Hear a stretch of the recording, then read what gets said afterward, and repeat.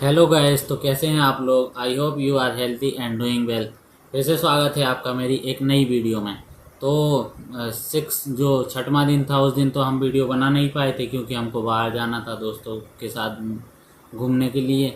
तो और उस दिन ज़्यादा कुछ हुआ भी नहीं था, एक दो इंस्ट्रूमेंट ही देखे थे हम लोगों ने।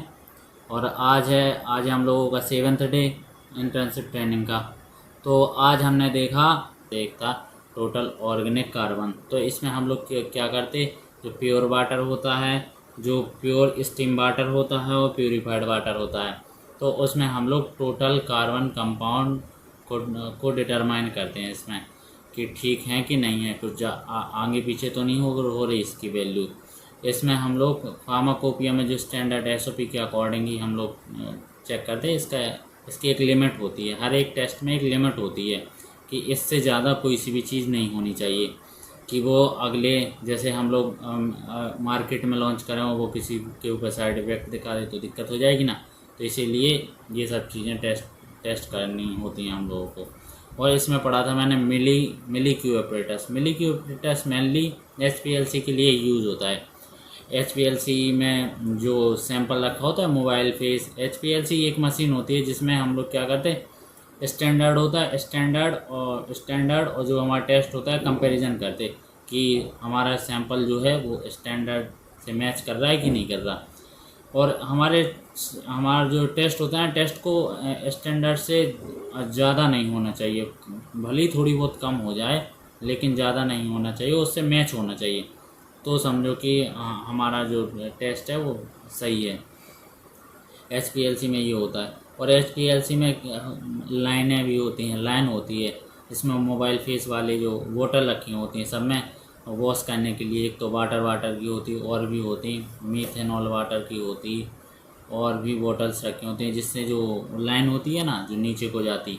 तो एचपीएलसी में नीचे की ओर जाती, तो उसमें एक पंप लगा रहता, फिर एक इंजेक्टर लगा रहता ऑटोमेटिक। जो एचपीएलसी बायस होती है ना, उसी में से जो सैंपल होता है तुरंत वो ले लेती है मशीन, ऑटोमेटिक ही ले लेती।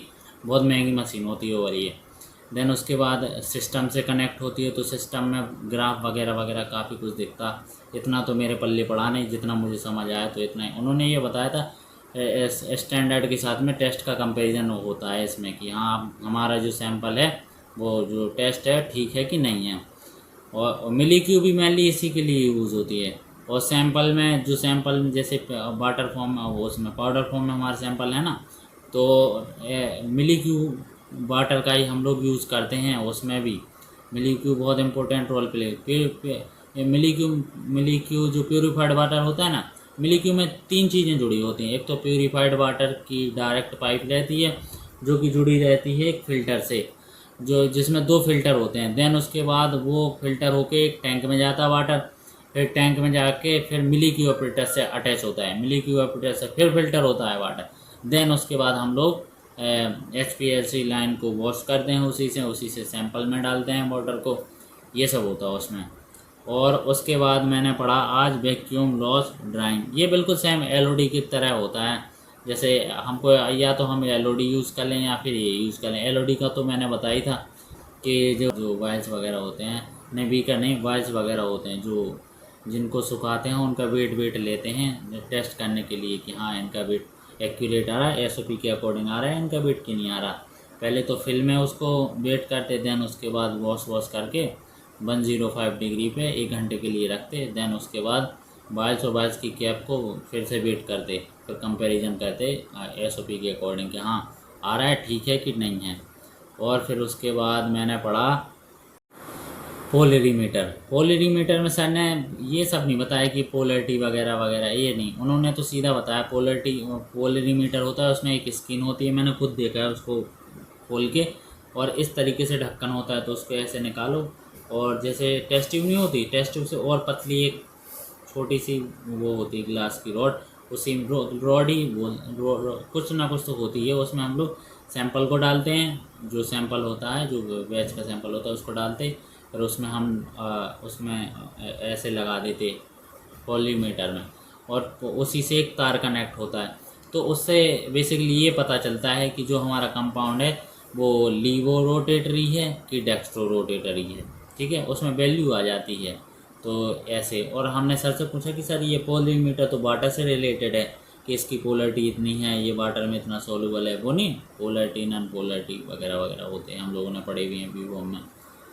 तो सर बोले नहीं इसमें ऐसा कुछ नहीं है, वो ऑप्टिकली रोटेशन के लिए देखा जाता है इसमें कि कौन सा कंपाउंड, ये टेस्ट के ऑप्टिकली एक्टिव है तो किस तरीके का है, डेक्स्ट्रो है कि लीवो है, ये सब टेस्टिंग होती है उसमें। देन उसके बाद हमने देखा डेंसिटी एपरेटस। डेंसिटी एपरेटस में दो पोर्शन होते हैं, एक तो होता है पोर्शन 1, एक होता है पोर्शन 2। उसमें से हम लोग डेंसिटी को डिटरमाइन करते हैं, जैसे टैप डेंसिटी हो गई और एक और डेंसिटी होती, तो उसमें फॉर्मूले लगते हैं, उस तरीके से फिर डेंसिटी का पता लगता है। डेंसिटी तो आप लोग जानते हैं, सघन, बेरल, यही सब डेंसिटी मतलब सघन, कितनी ज़्यादा कंसिस्टेंसी। डेंसिटी उस चीज़ के लिए मेजर की जाती है कि जैसे हमारा कोई भी सब्सटेंस है वो वाइल में अच्छी तरीके से डेंस है कि नहीं है, कि बाहर तो नहीं निकल रहा, उस चीज़ के लिए हम लोग डेंसिटी का पता करते हैं उसमें। उसके बाद देखा हमने FTIR, स्पेक्ट्रोफोटोमीटर। स्पेक्ट्रोफोटोमीटर में भी हम लोग सेम वही करते, स्टैंडर्ड का टेस्ट का स्टैंडर्ड के साथ में कंपैरिजन करते हैं। इसमें कुछ नहीं होता है कि इस तरीके से कील टाइप की होती और नीचे छोटा सा छेद होता, प्लेट टाइप की होती है, उसमें बीच में छोटा सा छेद होता।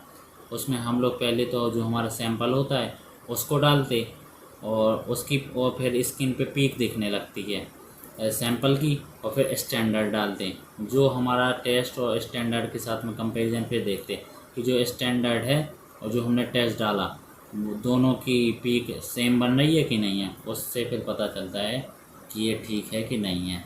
देन उसके बाद पास किया जाता है उसको।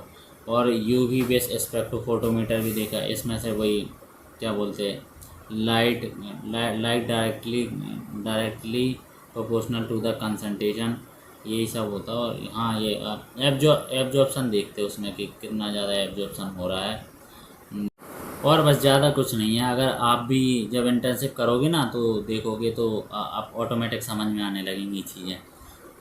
और हाँ, ये था लास्ट डे था मेरी QC का, मतलब अल्टरनेटिव वाले डेज चल रहे थे, जो 7 दिन प्रोडक्शन में रहना था, 7 दिन QC में। तो मेरे शुरुआती 7 दिन कंप्लीट हुए इसी के साथ। और आज हमारे ग्रुप के 2 मेंबर गए नहीं थे क्योंकि उनकी तबीयत से डाउन चल रही थी, तो QC में मैं आज अकेला था और सोहन भी प्रोडक्शन में अकेला था। तो कल से जाएंगे हम लोग प्रोडक्शन में, हो तो प्रोडक्शन के बारे में भी आपको मैसेज शेयर करूँगा। अगर ये वाली वीडियो आपको अच्छी लगी हो तो वीडियो को लाइक, कमेंट और शेयर, सब्सक्राइब करना बिल्कुल भी ना भूलें। मिलते हैं नेक्स्ट वीडियो में। Good night.